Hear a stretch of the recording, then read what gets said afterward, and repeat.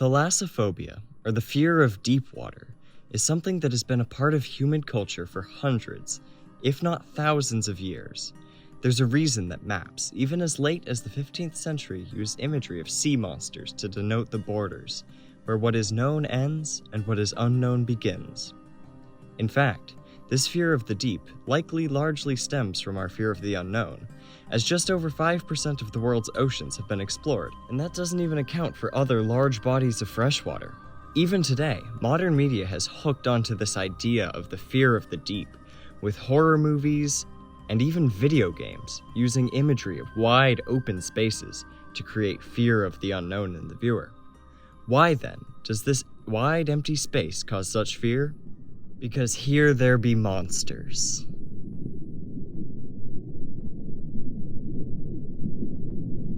Of course, what I'm implying isn't that you should be afraid of all bodies of water simply because you don't know what's in them. What I am implying, however, is that people often create monsters as a way to justify their fear of the deep and their fear of the unknown. The real question is which of those monsters are real and which aren't. Let's go find out. The current belief of thousands of residents living around the Lake Champlain area in Vermont and New York is that hiding deep within the waters, there lies a creature known as the Lake Champlain monster. Saying that's a mouthful, though, so the locals have dubbed it as simply Champ. To know how this creature came to be as popular as it is, however, you need to know something about its history. The French colonist who founded Quebec and explored the Lake Champlain area, Samuel de Champlain, is credited with having the first sightings of Champ. Of course, as history often does with these topics, it left out some important parts.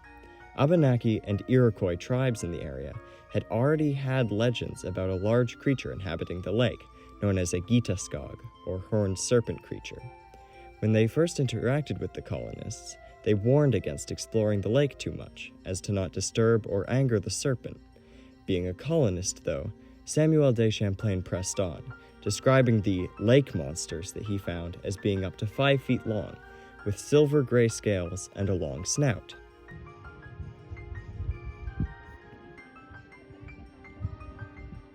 This got me wondering, just what kind of fish is this that Samuel de Champlain mistook it for a lake monster? And is it a fish that we know of today? To find more information on this subject, I've made my way to the Echo Center for Lake Champlain. This is a nonprofit facility dedicated to not only protecting and caring for various species of the lake life, but also to teaching the younger generations about why it is so important to preserve this natural environment. With Champ being such a common topic of conversation around here, it was pretty easy to find a part of the aquarium that talked about him. It was on this wall that an informational video mentioned a lake sturgeon, which caught my interest, as those are a species of fish large and strange enough to potentially be identified as a lake monster by a 16th century man. Wandering over to the exhibit, with the largest creatures from the deepest part of the lake on display, I saw them, and realized that they perfectly fit the description of Champlain's 5-foot, silver-scaled, long-nosed monster. Now, this information doesn't immediately debunk the idea that there's a monster in the lake. It simply proves that what Samuel de Champlain saw was not what people know today as Champ.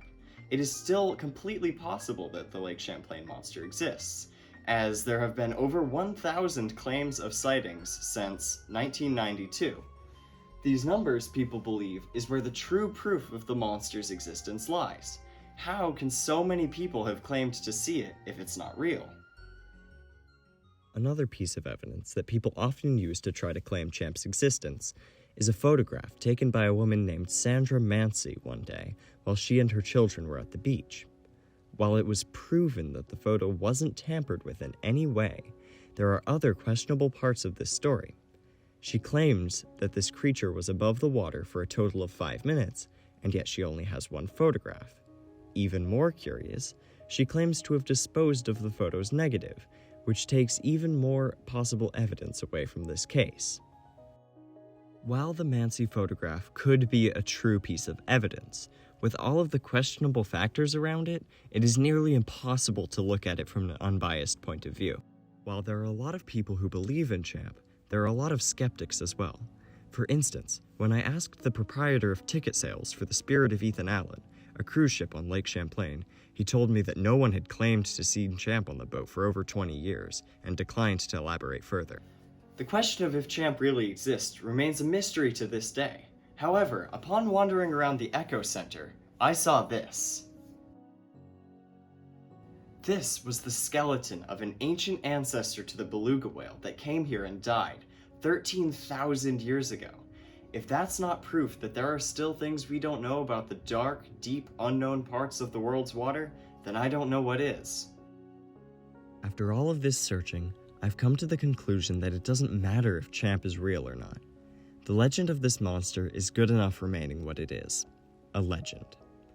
Champ has become so beloved as a mystery in the Lake Champlain area that it attracts thousands of people just hoping to catch a glimpse. It has even become so popular that if it is real, Champ is protected under state law in both Vermont and New York, so that this lovely, meaningful creature remains safe for all to continue to try to find.